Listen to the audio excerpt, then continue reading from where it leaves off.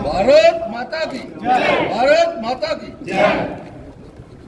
भारत माता की भारत माता की वो देवे कि नहीं ये पकड़ो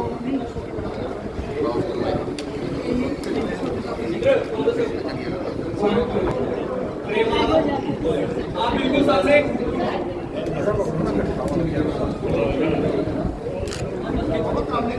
थैंक यू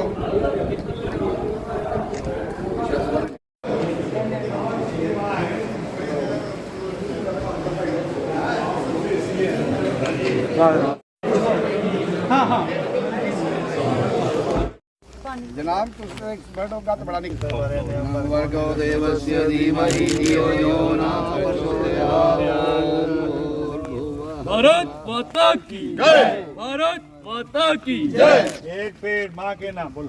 एक पेड़ माँ के नाम एक पेड़ माँ के नाम एक पेड़ माँ के नाम क्या दुआ भाई क्या कराया करो करोगे नहीं वो जान नहीं लानी मैंने मुड़ी करना लग गया चलो कदे के पता दो तरह की जाना यशस्वी प्रधानमंत्री आदरणीय श्री नरेंद्र मोदी जी के कार्यकाल के 11 वर्ष पूरे होने पर एक अभियान जो है देशव्यापी जो है संकल्प से सिद्धि तक का अभियान जो है वो भारतीय जनता पार्टी की तरफ से लिया जाता है।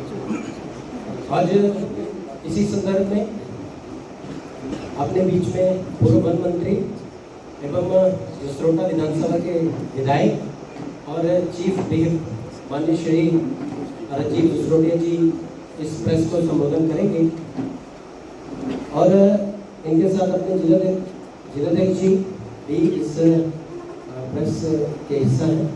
अपने बीच में Raghunandan Singh ji DDC vice chairman और सिद्धि अभियान के सह संयोजक हैं। उनके साथ बड़े वरिष्ठ नेता श्रीमान मुखर्जी जी और अपने जिला के वाइस प्रेसिडेंट अनिल सिंह जी, अपने विद्यारतन जी, अनिल सिंह जी और प्रांत के सोशल मीडिया के सभी इलेक्ट्रॉनिक और प्रिंट मीडिया का बहुत ही आभार प्रकट करता हूँ कि आज इस प्रोफेशनल जो ये मीट है इसके ऊपर आप यहाँ पर सब लोग आए, बहुत बहुत आभार। हमारे बीच में आज मुख्य वक्ता जो हमारे इस प्रेस को आपको संबोधित करेंगे माननीय जसरोटा विधानसभा के विधायक, पूर्व में रहे मंत्री और अभी हाल ही में जिनको बहुत ही जिम्मेवारी दी गई थी चीफ व्हिप की राजीव जसरोटिया जी, मैं उनका बहुत ही अभिनंदन करता हूँ कि वो यहाँ पर इस आपके साथ आज रूबरू होंगे। उनके साथ यहाँ पर आभार और धन्यवाद प्रेस के साथियों का और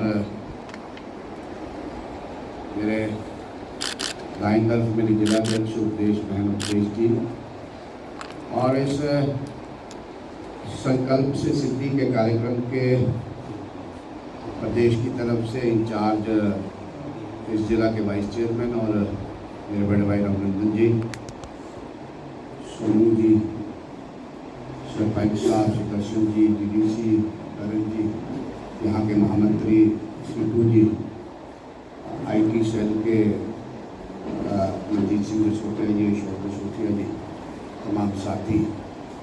आज सर्वप्रथम तो आपके प्रेस मित्रों का मैं बहुत अभिनंदन, बहुत धन्यवाद करता हूँ कि एक छोटे नोटिस में आप सब यहाँ पे आए हमें कवर करने के लिए। आज जैसे रूपरेखा अध्यक्ष जी ने और महामंत्री साहब ने जो रखी है कि आज लगभग 11 वर्ष हुए हैं मोदी साहब की सरकार को बने। इन 11 वर्षों में हमने क्या किया, मेरा निवेदन है कि सारे अपना, और इन 11 वर्षों में इस मोदी सरकार ने क्या किया और क्या हम लोगों को डिलीवर कर पाए। आपके माध्यम से मैं ये सारी बातें आपके ध्यान में लाना चाहता हूँ और आम जनमानस के ध्यान में भी हम लाना चाहते हैं कि इन 11 वर्षों में हमने क्या किया। जैसे मेरी बहन ने बताया कि आज 4 कार्यक्रम हैं और इस प्रेस वार्ता के बाद प्रदर्शनी होगी, उसके बाद जो मोदी जी का एक कार्यक्रम है, एक पेड़ माँ के नाम, और उसके बाद एक प्रोफेशनल मीट। मैं यहीं से शुरू करता हूँ कि सबसे बड़ा कार्य अगर मोदी सरकार ने कोई किया है, इन 11 वर्षों में पॉलिटिकल डिस्कोर्स को चेंज करने का प्रयास किया है। कोई भी पॉलिटिकल पार्टी इस तरह के आयोजन नहीं करती, प्रोफेशनल लोगों को बुला के अपना विचार से परिचित करवाती है और अपनी जो कार्य किए हैं उनको कार्य को सामने, देश के सामने रखती है। जब हमने सरकार बनाई, क्यों बनाई और क्या लक्ष्य था, और जब हम 2 वर्ष 2014 के चुनाव में थे तो बहुत सारे पॉलिटिकल एनालिस्ट, मेरे प्रेस के साथी, बहुत सारे समाज के लोग ये तो जरूर कहते थे कि भारतीय जनता पार्टी एक लार्जेस्ट पार्टी तो बन सकती है मगर शायद सरकार ना बना पाए। वो सारा गणित इस हिंदुस्तान की जनता ने उसको नकारते हुए मोदी साहब को मौका दिया और इन 11 वर्षों में जो हम लक्ष्य लेके चले थे कि हिंदुस्तान को एक डेवलप कंट्री बनाना है, हिंदुस्तान को एक विकसित भारत बनाना है, अगर इन 11 वर्षों में हम याद करने का प्रयास करें, अगर 3 प्रमुख बिंदु जिसके लिए लोग सरकार चुनते हैं, सर्विस देना, गवर्नेंस देना और सिक्योरिटी के इशू, इस मोदी सरकार ने इन 11 वर्षों में सर्विस को commitment, turned service into commitment, number 1, turned governance into culture, number 2, turned security the topmost priority। इन 3 बिंदुओं को लेकर ही मोदी सरकार ने कार्य किया और इन 3 बिंदुओं की अगर मैं विस्तार में चर्चा करूं, अनेक विकास के कार्य हुए और इन विकास के कार्यों के साथ साथ बहुत सारी अनफॉर्चुनेट घटनाएं भी हुई। इन 11 वर्षों में हमारे पड़ोसी ने समय समय पर प्रयास किया हमें डिस्टेबलाइज करने का, अस्थिर करने का, मगर जिस तरीके की भाषा में वो समझता था, इस मोदी सरकार ने उनको समझाने का प्रयास किया।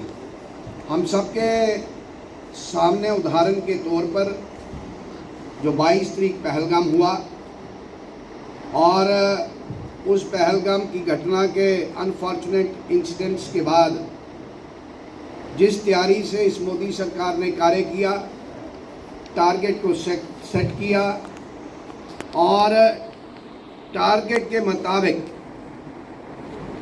जो इनका एक ग्रास रूट लेवल जहाँ से टेररिज्म इनिशिएट होता था, उस टेररिज्म की जड़ के जो प्रमुख सेंटर्स थे, जो टेरर कैंप्स थे, उन 9 टेरर कैंप्स पे अटैक हुआ और जब उन्होंने रिबट करने की कोशिश की तो 11 एयरफील्ड्स पर भारत की सेना की तरफ से एक प्रिसाइज अटैक और जो टारगेट, जिस टारगेट में ये भी था कि हमने अपना टारगेट अचीव करना है और आम जनमानस को तकलीफ ना हो, वो हमने अचीव किया। ऐसी परिस्थितियां अनेक बार बनी और ऑपरेशन सिंदूर के बाद, और मैं ये भी कहना चाहता हूँ आज के दिन पर कि हमने 47 हो, 65 हो, 71 हो या 99 हो, शायद जो हमने इस सिंदूर ऑपरेशन की तरफ से जो इन 90 घंटों में अचीव किया और जो new narrative and new normal जो विश्व के सामने रखने का इस भारत ने काम किया है, जहाँ मोदी जी ने संबोधन किया उन्होंने बड़ा कड़ा संदेश पूरे विश्व को दिया कि terror and talks cannot go together, terror and trade cannot go together. खून और पानी इकट्ठे नहीं बह सकते। और इससे भी बड़ा कड़ा संदेश ये कहा कि any act of terrorism shall be an act of war, a new narrative, a new normal. और इसके साथ साथ पूरे विश्व को ये भी संदेश दिया और अपने पड़ोसी को कहा कि no more nuclear blackmail. This is one achievement in this 11 year कि जो जिससे हम बड़े परेशान थे, जिससे हमारे हमेशा सिक्योरिटी को थ्रेट रहता था, और उस ऑपरेशन के बाद पूरे अपोजिशन के लोगों को पूरे विश्व में भेजना, हिंदुस्तान की रिप्रेजेंटेशन करना, हिंदुस्तान का मत लोगों को समझाना, ये भी एक मोदी साहब के गवर्नमेंट की अचीवमेंट है। इसके साथ साथ जो self reliant power house, defence power house जो हिंदुस्तान ने डेवलप किया है, डेवलपमेंट इन द सेंस जो हमने एडवांसमेंट की S-400 मिसाइल सिस्टम के जरिए, अपना ब्रह्मोस मिसाइल के जरिए, आकाश मिसाइल के जरिए, INS विक्रांत के जरिए, आपका जो हेलीकॉप्टर था पराक्रम अटैक हेलीकॉप्टर, उसके जरिए। This is new self reliant power house of India, defence power house of India. और ये जिसको हम अक्सर कहते हैं आत्मनिर्भर भारत, इस आत्मनिर्भर भारत और ऑपरेशन सिंदूर के बाद पूरे विश्व के सामने एक बहुत बड़ा केस स्टडी होने वाला है। हम सब जानते हैं war is the last option. अपने टारगेट को अचीव करना, हमारे सामने उदाहरण है रशिया यूक्रेन वॉर। अपने 3 साल से, पिछले 3 साल से वो वॉर में है, मगर आपकी सरकार ने, हमारे प्राइम मिनिस्टर ने अपने टारगेट को अचीव करते हुए न्यू नैरेटिव, न्यू नॉर्मल और पूरे विश्व के सामने एक केस स्टडी के लिए केस रखा है। इसके साथ साथ आपकी इकोनॉमिक डेवलपमेंट, आपका ग्लोबल डिजिटल ट्रांजैक्शंस, इन 11 वर्षों में Hindustan has achieved the target of being the 4th global economy, 4th global largest economy। 24 lakh crore के करीब हमारी डिजिटल ट्रांजैक्शंस हुई हैं।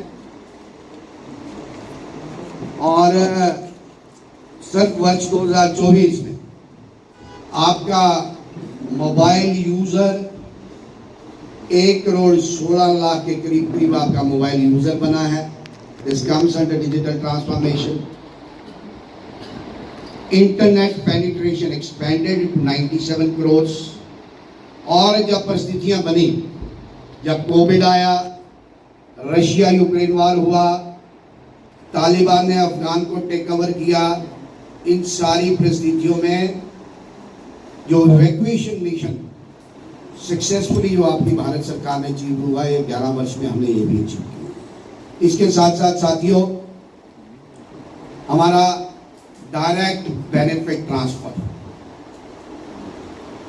जब हमने खाते खुलाना शुरू किए, जब हमने जीरो बैलेंस के खाते खुलाना शुरू किए, मेरे अपोजिशन के साथी बहुत बार ये बात कहते थे कि इससे क्या होगा। आज मैं आपके माध्यम से उनके समक्ष रखना चाहता हूं कि 44 लाख करोड़ 44 लाख करोड़ की डायरेक्ट बेनिफिट ट्रांसफर बेनिफिशरीज को। और आपको याद होगा राजीव गांधी जी खुद कहते थे कि अगर हम 1 रुपया भेजते हैं तो 1 पैसा पहुंचता है, अगर 100 रुपये भेजते हैं तो 10 रुपये पहुंचते हैं। अगर ये डायरेक्ट बेनिफिट ट्रांसफर नहीं होती, जिससे एक बचौलिया जो सिस्टम है, आप खुद अंदाजा लगाएं, 44 लाख करोड़ की डायरेक्ट बेनिफिट ट्रांसफर से कितना ट्रांसपेरेंट और कितना करप्ट फ्री सिस्टम को एक मौका दिया है। इसके साथ साथ ease of doing business, Hindustan में डोमेस्टिक इंडस्ट्रियल प्लेयर्स जहाँ इंटरनेशनल डोमेस्टिक प्लेयर्स वो कतराते थे। इसलिए कतराते थे कि जो नॉर्म्स थे, जो पॉलिसीज थी, बड़ा डिफिकल्ट काम था, बड़ा मुश्किल काम था। और जब मोदी साहब ने टेक ओवर किया तो we were ranked 142 in global ranking में हमारा रैंक था 142। ईज ऑफ डूइंग बिजनेस में हमारा रैंक था 142वां। और मोदी सरकार के इस 11 वर्षों के बाद today we stand 63, we stand ranking 63, 63वां नंबर है in ease of doing business. Ease of doing business में आपके लगभग 1,08,00,000 नए इंडस्ट्रियल यूनिट रजिस्टर हुए। आपके लगभग 3.39 लाख करोड़ कि आपको इमरजेंसी इन्वेस्टमेंट मिली ताकि एनपीएस ना हो अकाउंट। ये सारे कार्य मोदी सरकार के दौरान हुए हैं। आपको पिछले बजट में टैक्स रिलीफ मिला, 12 लाख के करीब टैक्स रिबेट मिला, 12 लाख के स्लैब के नीचे। आपका स्पेस डेवलप हुआ, चंद्रयान 3 आपके पास उदाहरण है, और गगनयान आने वाला है। ये हमारी स्पेस टेक्नोलॉजी की अचीवमेंट्स है। इसके साथ साथ इंडिया 11 विलेजेस, ये मैं नहीं, गांधी जी कहते थे। आज इस 11 वर्षों में मोदी सरकार के कार्यकाल में 90% आपकी जो रूरल कनेक्टिविटी है वो कनेक्ट हो चुकी है। आपके जो नेशनल हाईवे की जो एवरेज डेली एवरेज है that is 34 kilometre per day. आपकी 136 वंदे भारत ट्रेन इस हिंदुस्तान में आज फ्लाई कर रही है। आपके 106 नए रेलवे स्टेशन रेनोवेट डेवलप हुए हैं, अपग्रेड हुए हैं। आपका उड़ान स्कीम के तहत आपको अफोर्डेबल एयर ट्रैवल मिला है। ऐसे अनेक कार्य मोदी सरकार ने इन 11 वर्षों में काम किए। वेलफेयर की बात करें, 2019 से और 2025 में आज हम बैठे हैं 81 करोड़ लोगों को हर साल हर वर्ष फ्री राशन मिलता है। 4 करोड़ नए मकान मिले हैं। 15 करोड़ हाउस होल्ड को टैप वाटर की सुविधा मिली है। आपके सिंचाई योजना गवर्नमेंट सर्विस, मैं ये नहीं कहता कि उन सरकारों ने काम नहीं किया, पर मैं ये बताने का प्रयास कर रहा हूँ इन 11 वर्षों में मोदी सरकार ने क्या किया। आपके 116 इरिगेशन के प्रोजेक्ट जिनको अमलिया में पहनाया गया, investment to the tune of 93,000 crore. और उसके साथ साथ वुमेन एम्पावरमेंट हुई, 33% की रिजर्वेशन लेजिस्लेशन में। और लगभग मैं नंबर याद नहीं है कि आपके बहुत सारे सेल्फ हेल्प ग्रुप्स बने टू एम्पावर वुमेन। इसके साथ साथ आपका जिस जम्मू कश्मीर यूटी में हम बैठे हैं 370 एब्रोगेट हुआ। आपका राम बंदर का निर्माण हुआ, बाबा विश्वनाथ कॉरिडोर बना। ऐसे अनेक कार्य, महाकाल कॉरिडोर बना, अनेक कार्य मोदी सरकार पे हुए। मगर इससे भी अच्छा, क्योंकि एजुकेशन समाज की बैकबोन है, किसी भी समाज की, किसी भी देश की। न्यू एजुकेशन पॉलिसी का बनना 2020 में, formation of new education policy under new IIMs, 8 IITs, 490 universities, ये सारे कार्य मोदी कार्यकाल में हुए।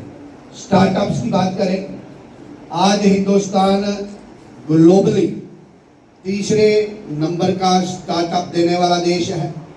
लगभग 1 करोड़ 6 लाख के करीब नए स्टार्टअप्स आए हैं। generating an employment of 17.6 lakh people. आपका हेल्थ केयर में आयुष्मान कार्ड के माध्यम से 40 करोड़ 71 लाख लोगों को आयुष्मान कार्ड मिले, with investment of 1.3 lakh crore. 40 lakh 71 crore Ayushman card का मिलना 1.3 लाख करोड़ की इन्वेस्टमेंट के साथ आपके 17,500 के करीब रूरल में और 11,000 के करीब अर्बन में आपको हेल्थ वेलनेस सेंटर मिलना, ऐसे अनेक कार्य